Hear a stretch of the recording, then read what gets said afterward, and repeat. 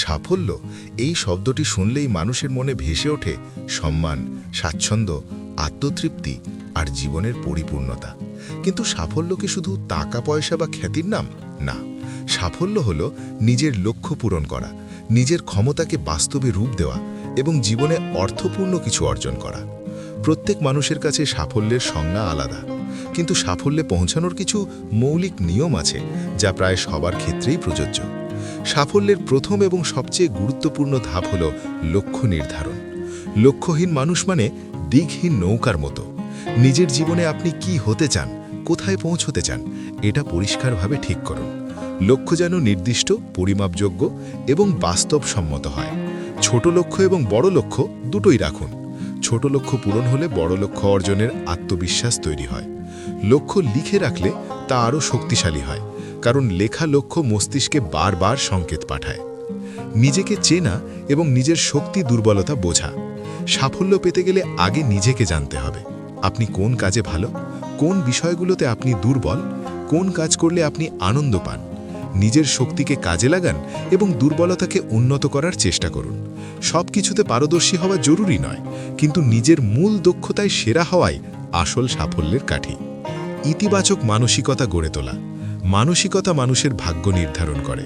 নেতিবাচক চিন্তা আপনাকে পিছিয়ে দেবে, ইতিবাচক চিন্তা আপনাকে এগিয়ে নিয়ে যাবে।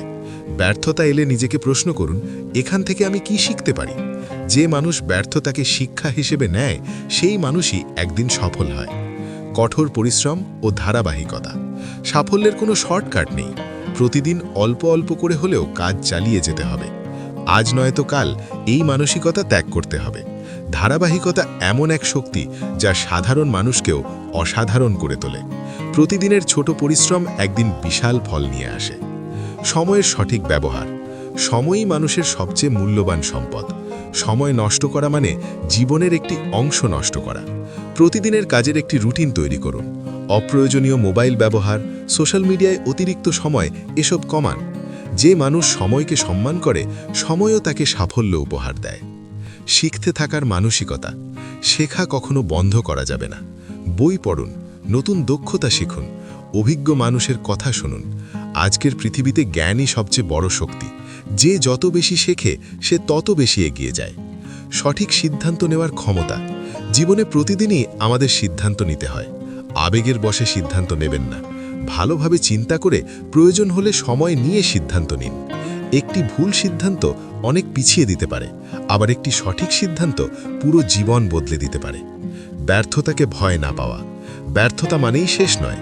পৃথিবীর সব সফল মানুষই একসময় ব্যর্থ হয়েছেন। ব্যর্থতা আপনাকে শক্তিশালী করে, পরিণত করে। যে মানুষ বারবার পড়ে গিয়ে উঠে দাঁড়ায়, সাফল্য শেষ পর্যন্ত তার কাছেই আসে। ধৈর্য ও আত্মনিয়ন্ত্রণ। সাফল্য রাতারাতি আসে না।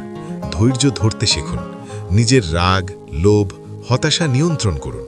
ধৈর্য হলো সেই শক্তি যা কঠিন সময়ে আপনাকে স্থির রাখে।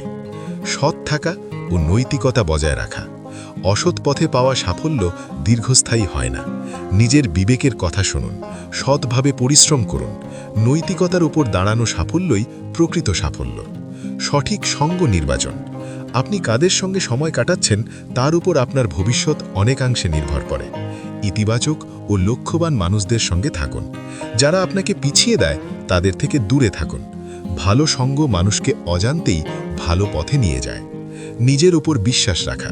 সবচেয়ে গুরুত্বপূর্ণ বিষয় নিজের ওপর বিশ্বাস। যদি আপনি নিজেই বিশ্বাস না করেন, অন্য কেউ করবে না। নিজের স্বপ্নকে ছোট করে দেখবেন না। নিজের ওপর বিশ্বাস থাকলে অসম্ভবও সম্ভব হয়ে ওঠে। সাফল্য কোনো জাদু নয়, কোনো অলৌকিক ঘটনা নয়। সাফল্য হলো সঠিক লক্ষ্য, কঠোর পরিশ্রম, ইতিবাচক মানসিকতা, ধৈর্য এবং আত্মবিশ্বাসের সমন্বয়। জীবনের পথে বাধা আসবেই, ব্যর্থতা আসবেই, কিন্তু যারা হাল ছাড়ে না তারাই শেষ পর্যন্ত সফল হয়। মনে রাখবেন, সাফল্য কোনো গন্তব্য নয়, সাফল্য একটি যাত্রা। আজ থেকেই নিজেকে গড়ে তুলুন, কারণ আপনার সাফল্যের গল্পটা এখনো লেখা বাকি।